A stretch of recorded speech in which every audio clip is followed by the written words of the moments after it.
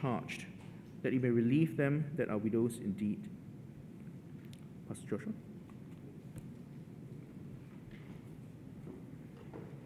Good morning. Providing for the needy. This is not just a social talk. It's not just a politically correct speech. This is a heartfelt issue close to us here, because the church family in Pasir Panjang Christchurch has had generations that came from a culture, a particular DNA, where this issue had a significant impact in the history of our church. Pasir Panjang was not like what it is right now. It was in the past pretty much kampongs. Some may say that's great. That is pretty much how Singapore grew up. As part of that DNA, providing for the needy was part of the seed work of the gospel ministry of our church. And as we celebrate PPCC PA this year, I'd like to remind us, this is God's word. This is God's work. This is part of the gospel of Jesus Christ. I'd like to show a few clips and allow us to hear firsthand. The clips are soft. We need to pay attention. We'll hear and get a sense of the history of providing for the needy in our church. My report card said the result is very good, but it's a new school, Jurong Primary School, and we don't have primary 4, the higher.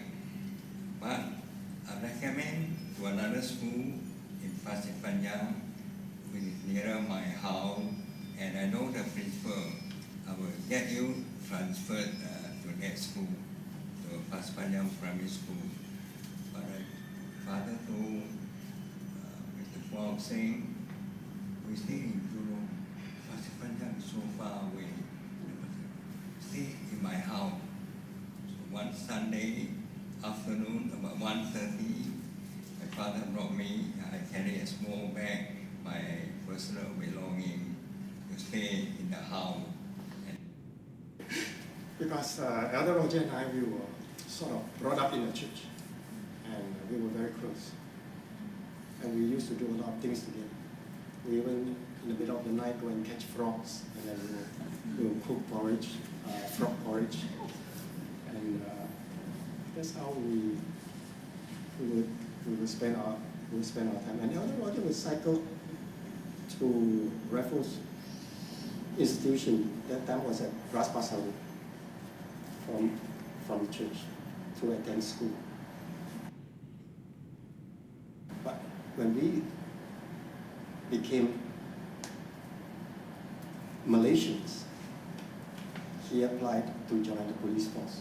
So he was accepted, and on that day when he was going to Kuala Kubu, I was with him and sent him off at a railway station, and also lent him my jacket because he had no jacket. We were very poor. I remember Pastor Paul saying he would, at the Hokkien prayer meeting and Bible study time, he would ask the members what they want. He would get orders from Ben and Company. At that time it was Ben and Company, now it's Ben Foods. And also from Yeo Hap Seng.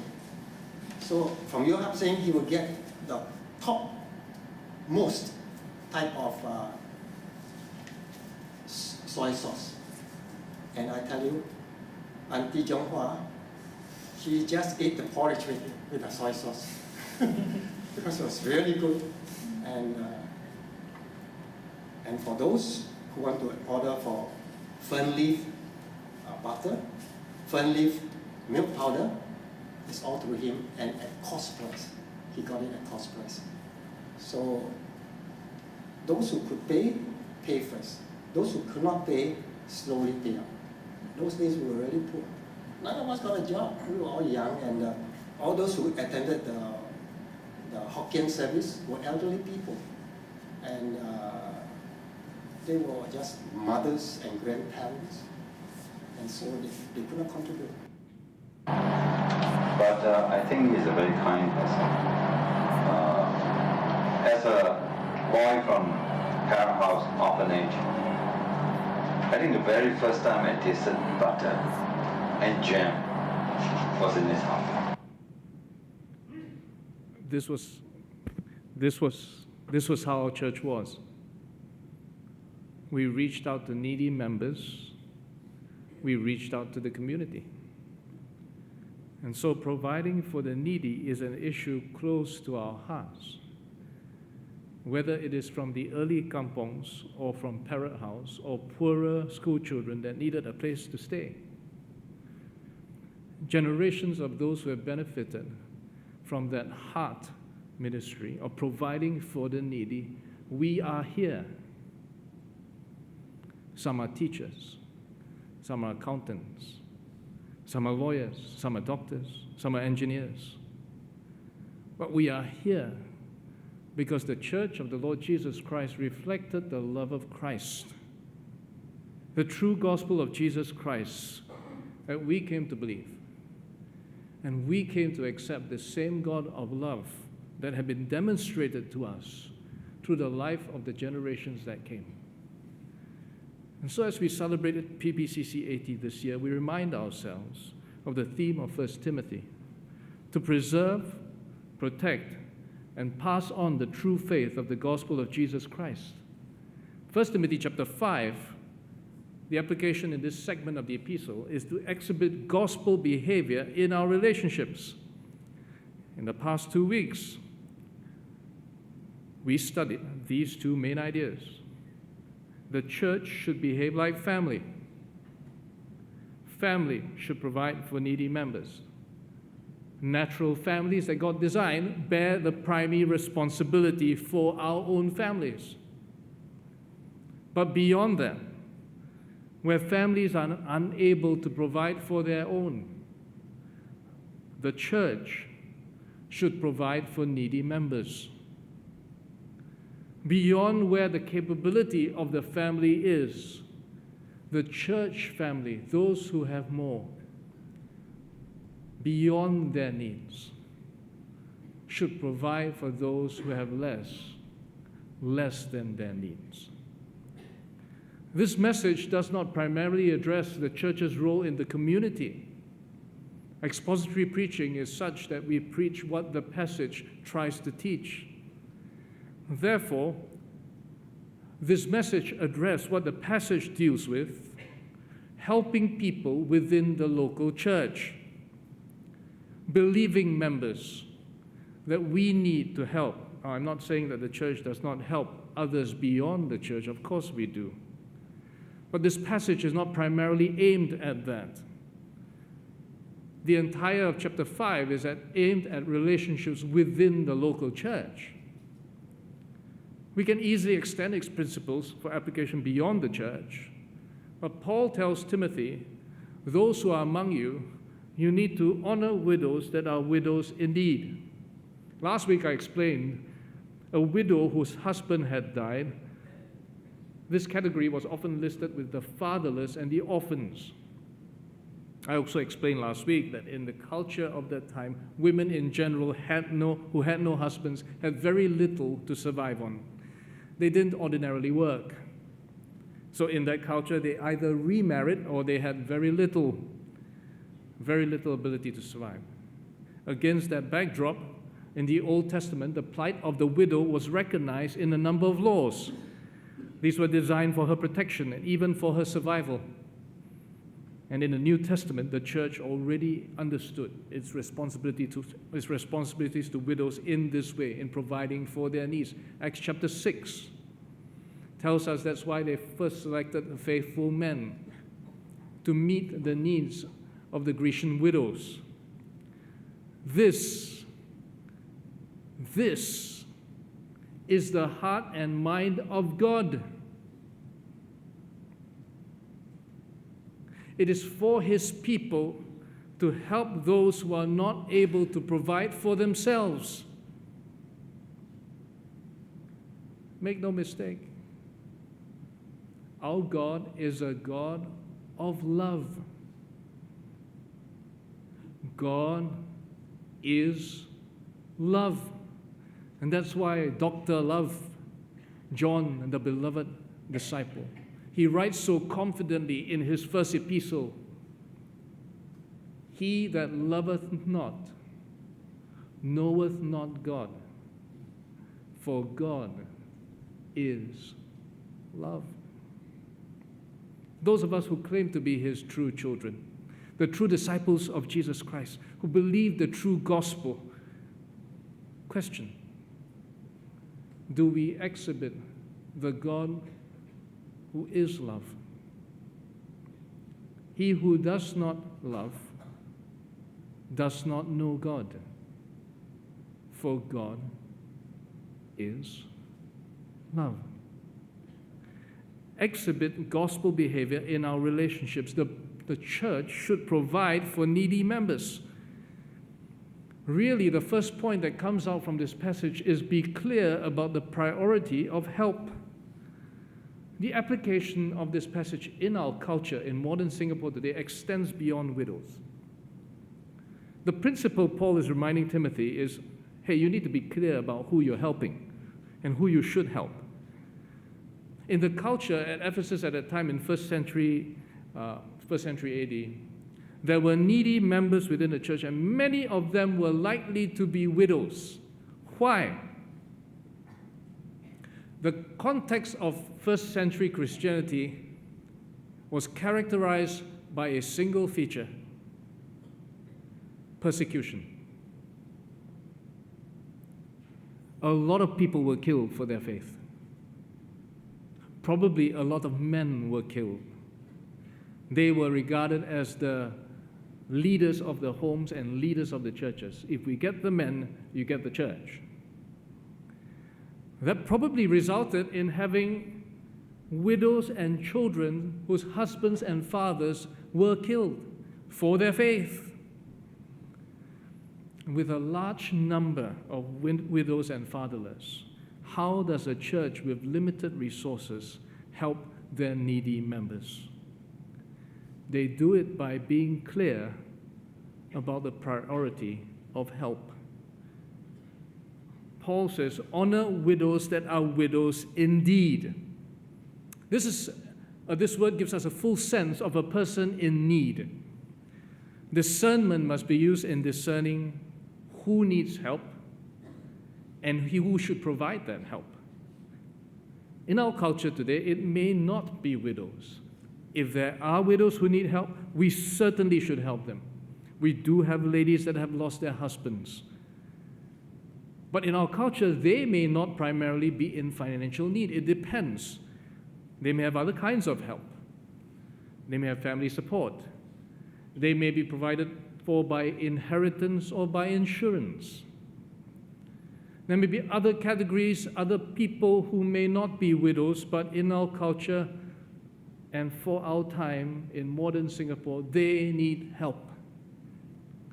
Paul gives Timothy very clear guidance down to specific principles that he should consider in his context. How to honor widows that are widows indeed. Let's take a look at it. Very specific requirements. He says, let not a widow be taken into the number put on the list under 60 years old. And that addresses the likelihood of need, because those who are younger possibly can remarry. Those who have been the wife of one man, that's faithfulness. Not just being the one wife, meaning they have not remarried after the husband, not that. This parallels the same qualification of an overseer or a deacon. The overseer of a deacon is a one-woman man. That means he's faithful to his wife, whether in thought or in deed. The same quality of faithfulness is expected here. Well reported of for good works, she has a good reputation. It's not just the need that is here. Quite clearly, There are very specific requirements for recognition such that we can see a priority. And some of us might be uncomfortable with this, but Paul was telling Timothy there got to be some form of safeguards so that limited resources would reach the ones who needed it in a certain priority. These are very specific requirements for recognition, so much so that some who study 1 Timothy call it a church administration manual. They enroll these people into the help list based on very specific requirements. Look at the guidance he gives. When he says good reputation, he gives examples. If she has brought up children, if she has lodged strangers, if she has washed the saints' feet, if she has relieved the afflicted, if she has diligently followed every good work. If she has done this, if she has done this, if she has done this, or this, or this, or this. A good reputation for helping others. You say, Pastor, what is this? Are you making sure that only the elite Christians get help? I think that's a flaw in our thinking. Some people differentiate various levels of Christianity. They have the mere beginning Christianity, and then, as you go up, you go to the intermediate stage, and then after a few more years of training and kung fu, you become the high class, strong, the ones that can withstand, the powers of the devil.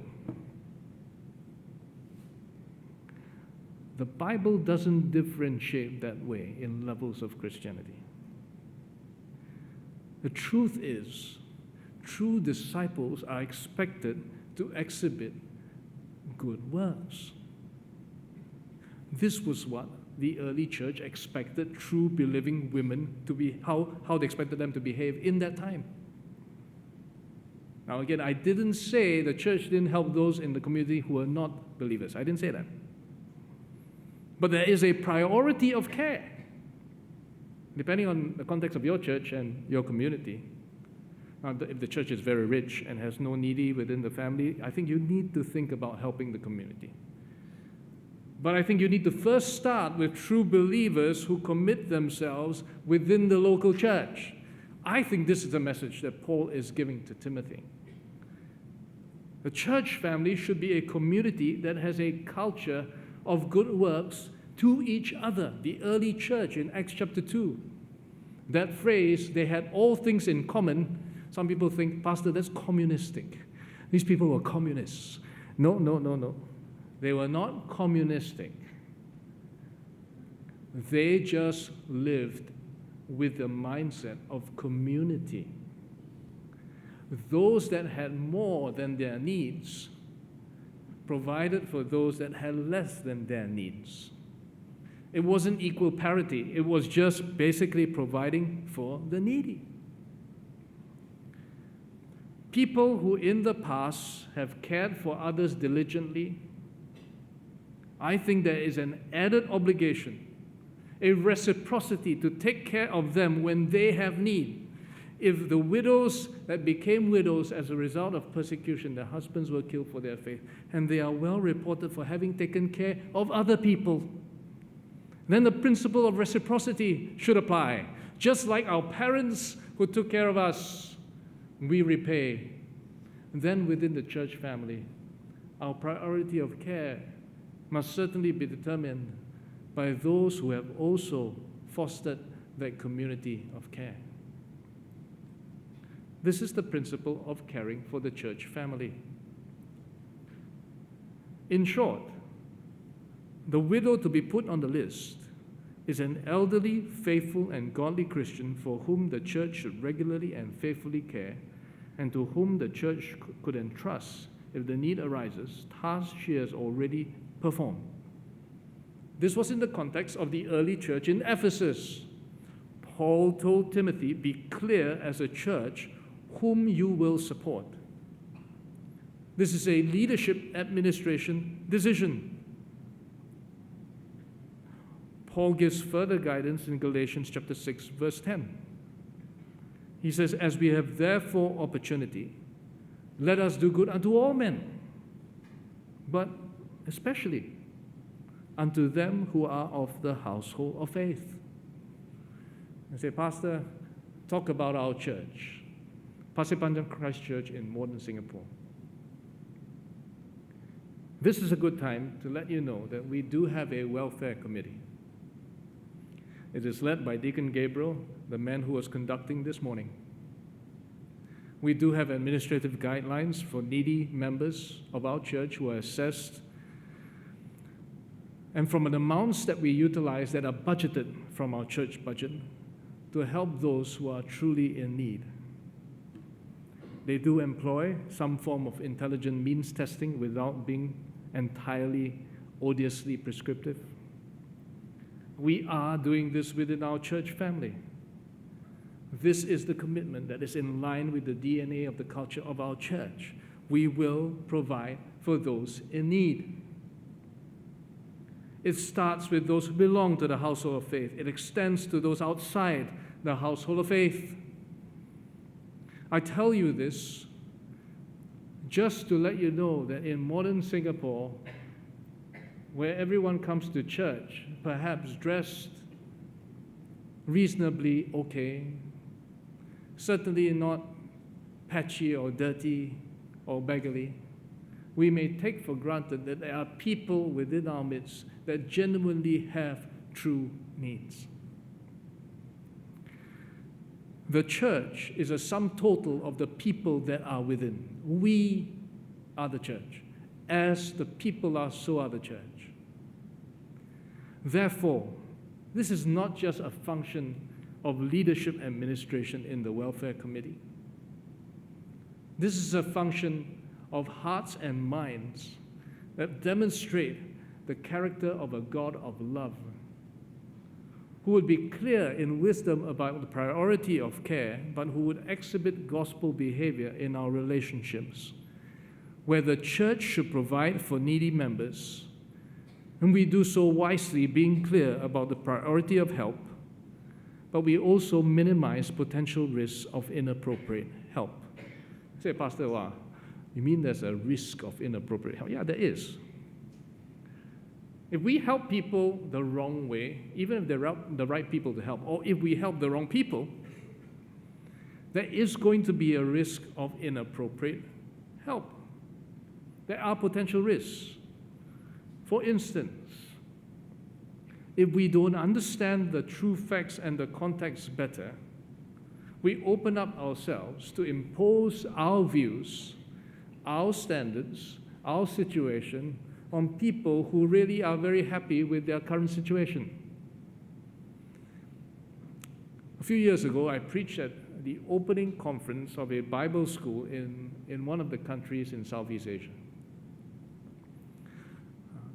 As part of that conference, they wanted me during the daytime, I preached in the evening, they wanted me during the daytime to go visit one of the satellite ministries that was about maybe a 2-hour trek from the base of the mountain. It's a fairly long route.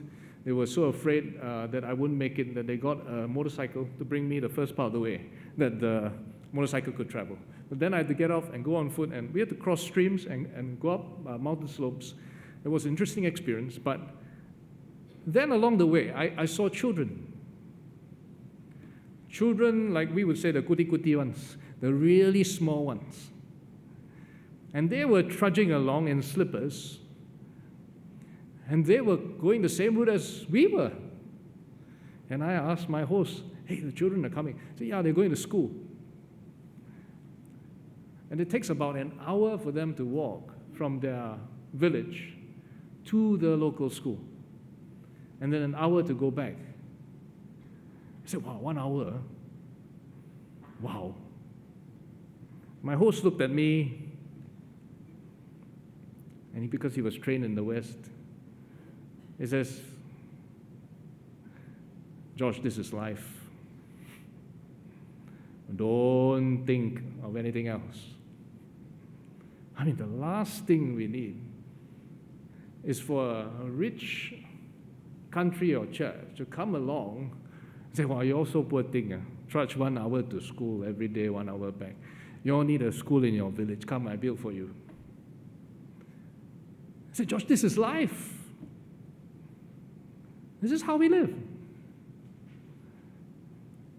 If you change their life, I'm not sure that's a good thing. I mean, along the way, coconuts dropping, we just cut, drink. Fruits, just pluck. Maybe they have a better life than us. But a failure to appreciate the true facts and context really distorts the picture when we impose our own expectations and our own background and societal kind of norms on people who really are pretty much well off better than you. The savior mentality then has to be something we have to rescue ourselves from. Oddly enough, a lack of understanding the true facts and context poses potential risks of inappropriate help. We see this in this passage that we have today. Paul says, younger widows you need to refuse. Why? Because when they have begun to wax wanton against Christ, they will marry, having damnation, because they have cast off their first faith. You need to understand their context, Paul says. This is a difficult context to understand, because it's different from widows today. Basically, to be put on the list of widows that are helped, it means that you would take a vow, you would make a commitment that you would not get married again. Otherwise, why should the church help you? If you get remarried, go get remarried. Now, it's not wrong for widows to get remarried, either during that time or now. I mean, the next verse, Paul says, look, please, it's fine, get remarried. But the point was, the context was such that if you wanted to be enrolled in that list, widows made a vow. Now, there are many discussions about the possibilities of this list, but I think this is the best I think I know how, based on the context of that time. Widows made a vow not to get remarried. They committed themselves entirely to Christ alone, to be faithful to Him alone. This was a safeguard to assess the priority of need. And so a remarried husband would provide for you, but those who are not going to get remarried, the church would provide for you. And Paul's instruction was clear. Widows that are younger, don't put that kind of temptation in their way. I mean, at a certain young age, they may wish to remarry. And if you're too quick to put them on the list, to admit them to help, there's a risk that they will be tempted to break their vow. I mean, that's the wrong category of people that you want to put at risk of temptation. There are people that come in and out for help. There are even people that walk in during the weekdays. We're getting more and more of them. And some of them, we look at them, our staff, of course, is here, and our staff are, I think all of them have already experienced this. Our staff, we have collective conventional wisdom that tells you maybe you shouldn't help that person just by giving him $10 or $20, which is what he's asking. And there are 11 churches down this row, so $10 times 11 is pretty good if you walk down. There's a temptation, there's a risk. If you don't understand their context, you're putting them in temptation of doing something that's wrong. Understand the true facts and context better and minimize a risk of temptation. Don't just give a blank check. Be careful. We don't want to allow people to be tempted to take an easy way out. Now, many of you know we extend free English classes, conversational English, to migrant workers in a dormitory in Tuas. We call that the Foreign Friends Ministry. Earlier this year, I received a note from one of our teachers, one of our brothers. There are relationships that are built up over time, which ultimately point them to Jesus Christ. The gospel is given. But because of the nature of the people that we help, sometimes there are needs. And this is the exchange that I put down for you. And don't try to guess who it is, all right? Hi, sir, how are you? I need to talk to you. When you're free, please call me. I need emergency discuss to you. Please, sir, help me. And the name, hi, so-and-so. Not free to talk now. What happened? Sir, if I leave my religion and taking your religion, your man can help me get a better job. Church can help me get a better job. I and my wife taking your religion baptized. If possible, please answer my SMS. Thanks. Is there a problem here? There's a risk that our faith is misunderstood as a transactional opportunity. No. Choosing faith in Jesus is not about getting a job. God is not like a prosperity genie, a transactional God, where if you give, you will get returns manifold. And yes, we teach English, and yes, we make referrals for help, and yes, we help him, but we do that in a display of the love of Christ. The gospel is not something to be peddled for a price. As a potential risk of a wrong picture of a discipleship that extends here, and very often because of the nature of Singapore growing and advancing at a pace that our neighbors are not, when we go out into the mission field in the region, there is a danger of patronage. When we sponsor what they call rice missions, and where there's rice, the people come. And where there's no rice, the people go. And so the commitment is not to Jesus. The commitment is to rice. The way in which help is extended and the message that we give is important. Now, does that mean we don't do foreign friends ministry? Does that mean we don't help anybody in missions? No. But we are careful to minimize the potential risk by how we do it. And that may differ depending on the context of the people in which you are helping. The passage tells us, with all the younger widows, what happens if they learn to be idle, wandering about from house to house, and not only idle, but tattlers also, and busybodies, speaking things which they ought not. Oh, sounds like a rich tai-tai. But this is the danger. If you give to people and provide all of their needs, and don't ask them to do anything, they got nothing to do. And the description, a caricature here is almost comic. Instead of being productive, they become talebearers, going from house to house, gossiping all the time, busybodies. If you wonder where the term busybody came from, maybe if you trace the etymology, maybe it came from here. This is not the right behavior. I hope we don't have busybodies in our church. Now, I'm not saying men cannot gossip. Men gossip too. But you know, there are women who really specialize in this.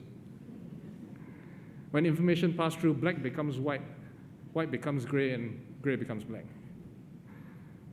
Now, we don't want to make those who we help behave like some rich tai-tais got nothing to do. Now, not every rich tai-tai is like that.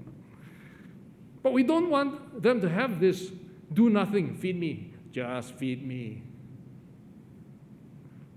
That is a potential risk. We want to understand the true facts and context better. We want to minimize risk of temptation. We want to encourage the able to be productive. Paul says, I will therefore, the younger women, marry, bear children, guide the house, give none occasion to the adversary to speak reproachfully. Some already turn aside after Satan. I want to encourage the able to be productive, he says. And this is so whether help is given or help is not given.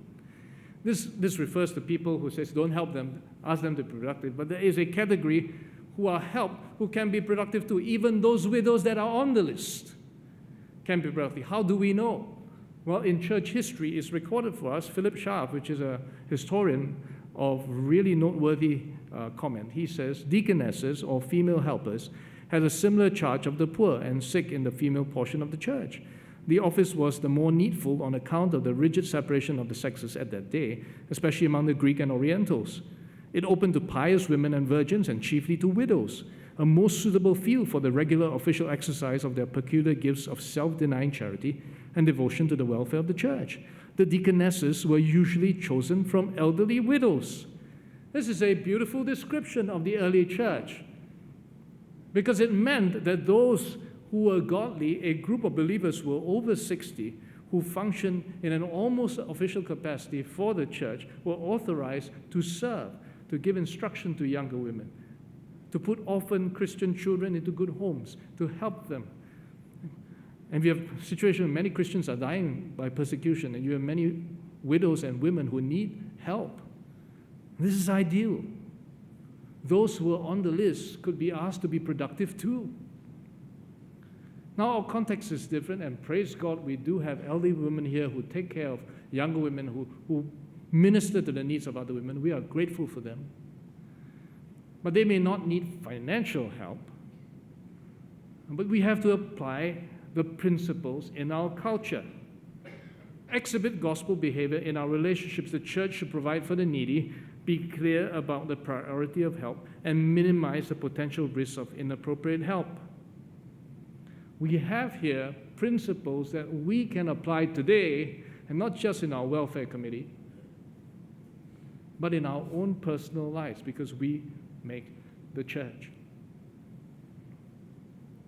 We start with this: if any man or woman that believeth have widows, let them relieve them, and let not the church be charged, that it may relieve them that are widows indeed. And last week we said family should provide for needy members. If you have relatives, if you have family, and they struggle with needs, you provide for them.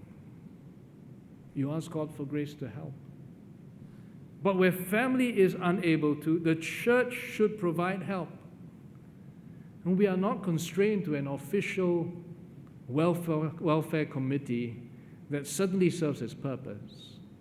But in the life history of our church, that people as individual believers will regard ourselves as a church family and would care for one another. Where in our proper communication of who has need and who should be helped, we will get a sense of community as we change into Christ-likeness. These 5 C's, which form our core values, are all interlinked and intertwined. They're all found in 1 Timothy. They are not limited to financial aspects of life. Helping our people must meet the genuine needs of the mind, the heart, and the body. In modern Singapore, often the help that is required in our church may not be financial. There are needs, but there are needs beyond money. This year, Deacon Patrick and his team started the Active Minds program, where the ukulele specialists come from. And we delight in helping that group of people as best as we know how, through art and craft, through memory verses, through reading of books, to interaction, to allow our people, Lord willing, for their needs to be addressed. As much as we have an English-speaking Active Minds program, we have piloted the Golden Blessings many years before. They're running their 5th year, where those in Mandarin and in dialects can come every Thursday. We have activities that are there, where the testimonies are shared and the gospel is given. But every 2 weeks, some of our people go out to Jueng home to bring cheer, to allow them to worship. And we thank God for faithful servants. But going beyond the elderly, Hope Counseling Services allows members and friends to refer unsaved loved ones or friends that need the gospel who have presenting need. This year, we received 8 new referral cases involving a total of 12 persons who have come to our church for help. We never take people from other churches. This week, we just referred someone back to her own church because their pastors, if they're believers, their pastors need to help. But for those who need help genuinely, Christ is the answer. Ultimately, we point them to Christ. Our Foreign Friends ministry, as I've mentioned, allows us to reach a segment of the community that has need, and most of all, needs the gospel of Jesus Christ. We're coming to this, and this is Project Peace Community Care Outreach. The truth is, brothers and sisters, more can be done in the outreach for the gospel that displays the love of Christ. If you look left and right today, many of us, God has blessed us beyond our needs. God has blessed us in many ways. James says true religion is this: to visit the fatherless and the widows and to keep oneself unspotted from the world. You know, I look forward to the day where families in our church could take turns to bring needed supplies every month to another family within the community, to visit with others who have need and to give the gospel at the same time. Where we go out of our comfort zone and go with our families and train them and teach them to go out of our comfort zone and ask God for the wisdom to help others who genuinely need help in the priority that accords good stewardship and that minimizes the risk. If there's a cause that we should champion, it will be that we should demonstrate the love of Christ. Because you see, our church is made up of people who are beneficiaries of that. Project Peace Community Care Outreach, which is PPCC Outreach, is currently being registered. And once registered as a charity, we'll then be able to coordinate for limited liability purposes all of our outreach ministries that involve a lot of people who are not our members coming to the premises of our church. It will allow us to concentrate on allowing the love of Christ to bridge and to give the gospel of Jesus Christ. And brothers and sisters, for those of us who can, we can do this. We can do more. The culture that formed a part of the DNA in our church, our early church, was a demonstration of who God is. Before the mouth spoke about the gospel of Jesus Christ. Generations are here. And that culture didn't stop with Pastor Hok Singh. Last year, was it last year or year before? I had almost a surreal moment when I preached in a Malaysian church. I'm not sure whether I told you this before. Preachers can't remember what they say. I remember this moment in that Malaysian church because it brought me back to a time where our church didn't have a cry room or a nursery. It's probably about 12 years old, thereabouts. Can't quite remember the age. There wasn't any aircon. There was a set of wooden doors at the back. And we had refreshments that I'm not sure were hygienic, but were made out of tap water from the well and biscuits. And I say it was probably not hygienic because I was the one that made them. But there was a time where we had much fewer people, where the sanctuary opened up to a porch, where our fellowship was just outside there in the porch after the church finished. And I remember this scene distinctly because there was a family that came. They came suddenly. They came for maybe a few months. I remember it because the father, he was a heavy-set guy. He reeked of alcohol and smoke. And they attended our services for some time. But one thing that I remember, our deacons tried to help them. I mean, there were two kids at the time, a girl and a boy.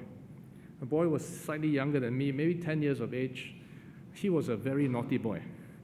I mean, there was a time where I saw my dad giving the father money after he spoke with his father. I remember thinking, young as I was remember thinking, Dad, are you doing the right thing? I mean, I was 12 years old, and I was doubting whether my dad was doing the right thing in helping someone else like that.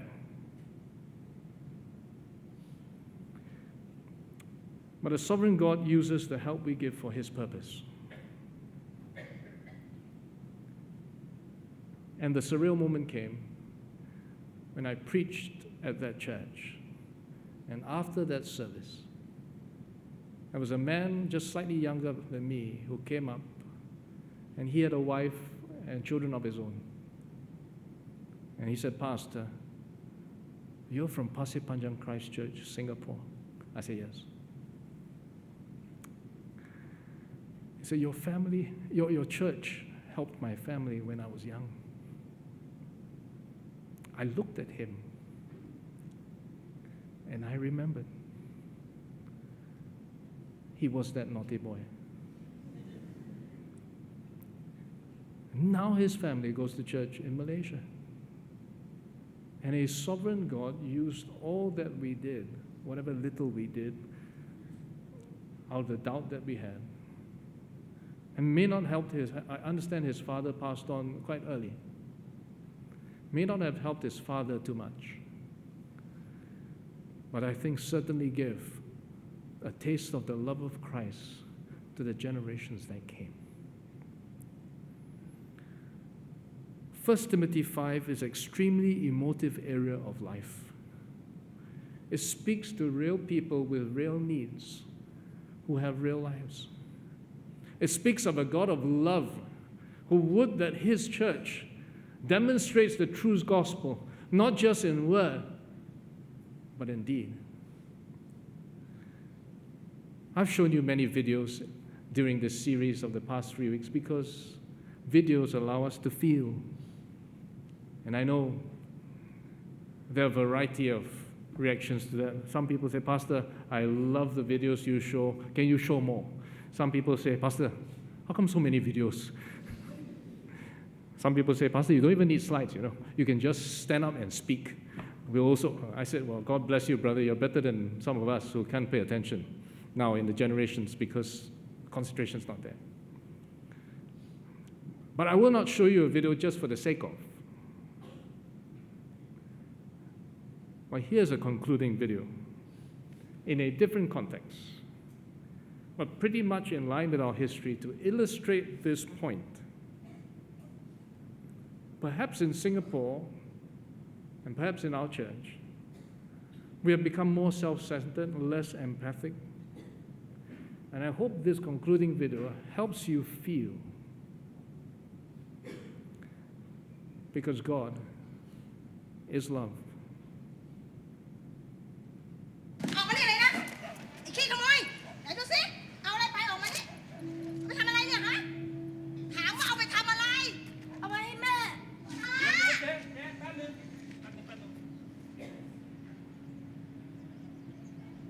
แม่ป่วยเหรอ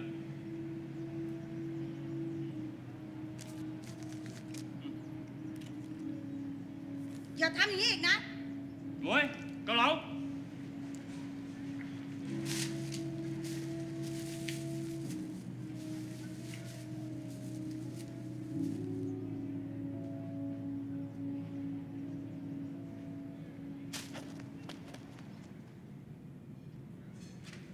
จ๋อนั่งเลยครับนั่งเลย ป๊า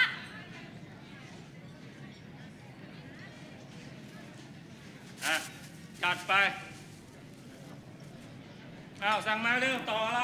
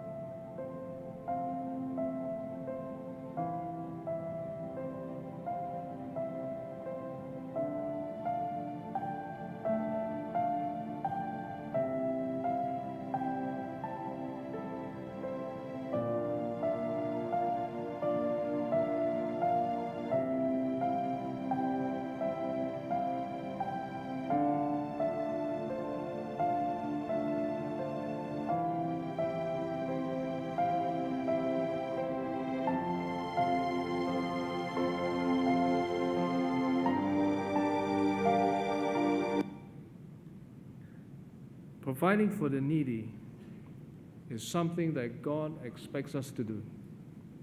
Let us pray. Our Father in heaven, You are a God of love. When we were yet sinners, Christ died for us. He who does not love does not know you, because you are love. Today we remind ourselves, it is the love that lifted us up from the depths of our sin. We wish to demonstrate that God of love. We wish to exhibit gospel relationships. We wish that we would have a community of believers that will provide for the needy, conscious of the priority that you wish for us to have in all wisdom.